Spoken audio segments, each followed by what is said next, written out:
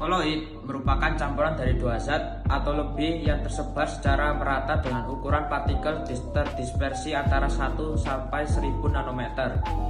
Sedangkan sistem koloid adalah bentuk campuran yang keadaannya terletak di antara larutan dan suspensi atau campuran kasar dan memiliki sifat-sifat yang khas.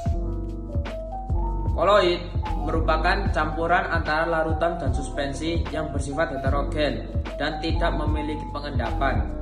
Memiliki dua fase, stabil, dan juga ukuran diameternya berkisar antara 10⁻⁷ sampai 10⁻⁵ cm. Jenis-jenis koloid. Larutan koloid terdiri dari dua bagian, yaitu zat pelarut dan zat terlarut. Begitu juga dengan koloid. Koloid terdiri dari dua komponen, yaitu zat terdispersi dan medium dispersi. Berdasarkan perbedaan antara fase terdispersi dan medium dispersi, sistem koloid dibagi menjadi 8, yaitu bisa kita lihat dalam tabel berikut. Sifat koloid. Koloid memiliki 8 sifat, yaitu sebagai berikut. Efek tindal. Efek tindal merupakan penghamburan cahaya oleh partikel koloid. Kalau gerak Brown merupakan gerak acak atau gerak tidak batuan dari partikel koloid. Adsorpsi merupakan proses penyerapan. Biasanya yang diserap adalah ion-ion oleh partikel koloid. Hal ini terjadi karena luas partikel koloid itu cukup besar sehingga ion-ion bisa menempel di permukaan koloid. Karena koloid mampu menyerap ion-ion, koloid bisa bermuatan sesuai dengan muatan ion yang diserap, yaitu ion positif dan ion negatif. Selama koloid bermuatan, maka koloid ini tidak akan menggumpal karena muatan ion-ion yang sejenis tersebut akan saling tolak-menolak. Koagulasi koloid. Koagulasi koloid adalah proses penggumpalan partikel koloid karena koloid bermuatan. Jika dihubungkan dengan muatan sejenis akan ditolak-menolak sehingga tidak akan terjadi penggumpalan. Lain halnya dengan koloid yang bermuatan netral, maka tidak ada lagi reaksi tolak-menolak sehingga koloid bisa saling menyatu atau berkelompok sehingga terjadi koagulasi. Bagaimana suatu koloid bisa bermuatan netral? Hal itu dikarenakan adanya pencampuran antara koloid positif dengan koloid negatif, sehingga muatannya akan menjadi netral. Koloid yang bermuatan baik itu positif ataupun negatif ditambahkan dengan larutan elektrolit. Selanjutnya, koagulasi koloid juga bisa dikarenakan proses pemanasan. Contohnya seperti telur, karena dipanaskan maka telur akan menggumpal.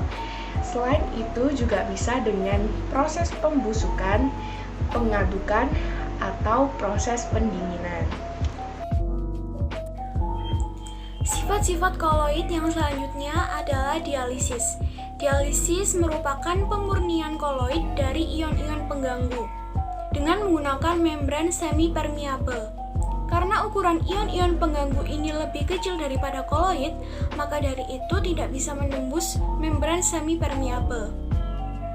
Hal ini dapat kita temui dalam kehidupan sehari-hari seperti proses cuci darah.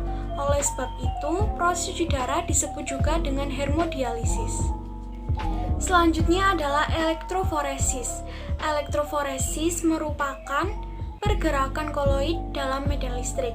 Koloid yang dapat bergerak dalam medan listrik ini ialah koloid yang mempunyai muatan. Pada koloid, muatannya dibagi menjadi dua. Pada kutub negatif bernama katoda dan pada kutub positif bernama anoda. Koloid liofil dan koloid liofob. Pada jenis-jenisnya kita telah mengetahui bahwa salah satu jenis koloid ialah koloid sol. Pada sistemnya, koloid sol ini ialah zat yang terdispersinya padat dan mediumnya cair. Secara umum, koloid sol ini terdapat dua jenis. Yang pertama ialah koloid liofob. Koloid liofob ini adalah zat yang terdispersinya tidak menarik mediumnya atau tidak terjadi interaksi di antara keduanya. Akibatnya, sifat yang dihasilkan adalah encer. Sedangkan koloid liofil ialah partikel zat terdispersinya suka atau menarik mediumnya. Hal ini mengakibatkan adanya interaksi tarik-menarik antara keduanya. Biasanya interaksi ini diakibatkan adanya ikatan hidrogen. Oleh sebab itu, komponen koloid liofil ini lebih besar dan lebih kental daripada koloid liofob, sehingga gerak Brown yang dihasilkan pada koloid liofil ini tidak terlalu besar.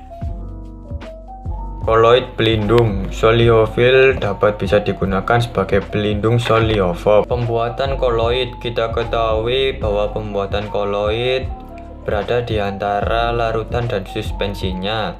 Ketiganya dapat dibedakan secara partikelnya. Kondensasi adalah pembuatan koloid dari larutan.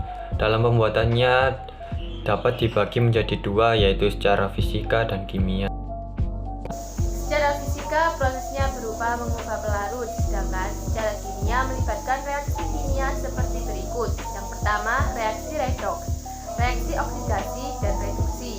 Yang kedua, reaksi hidrolisis, direaksikan dengan air. Yang ketiga, reaksi dekomposisi rangkap atau reaksi substitusi yang biasanya terjadi. Selanjutnya, dispersi.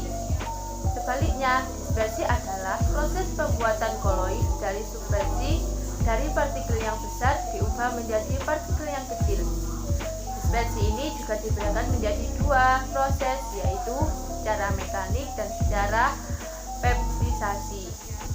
Secara mekanik, prosesnya yaitu digerus atau ditumbuk untuk mengecilkan partikel dan kemudian ditambahkan medium beberapa zat cair yang panas.